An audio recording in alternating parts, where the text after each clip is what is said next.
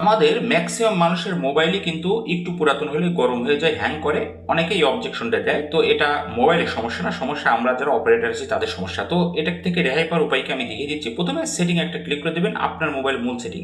তারপরে আপনি গুগল, নিচের দিকে গুগল একটা ক্লিক করে দিবেন। ওকে, ক্লিক করে দেওয়ার পর অল সার্ভিস এখানে একটা ট্যাপ দিয়ে দেবেন। ওকে, ট্যাপ দেওয়ার পর ডিভাইস অপশনটি খুঁজে বের করবেন আপনার মোবাইলে যেখানেই থাকুক। ওকে, তো ডিভাইসে একটা ক্লিক করে দিলাম আমি। ক্লিক করে দেওয়ার পর উপরের দিকে দেখেন scan for nearby device, আর নিচে দেখেন অ্যাভেলেবেল ডিভাইস নিয়ার বাই। অর্থাৎ আপনি যখন মোবাইলটা নিয়ে কোথাও চলে যাবেন, আপনার উপরেরটা যদি অন থাকে, যত ডিভাইস আছে আপনার মোবাইল খুঁজতে থাকবে। আপনার স্মার্টফোনটি খোঁজার জন্য আমাদের মোবাইল অনেক সময় দেখবেন পকেটে রাখলেও কিন্তু গরম হয়ে যায়, হ্যাং হয়ে যায়, স্লো হয়ে যায়।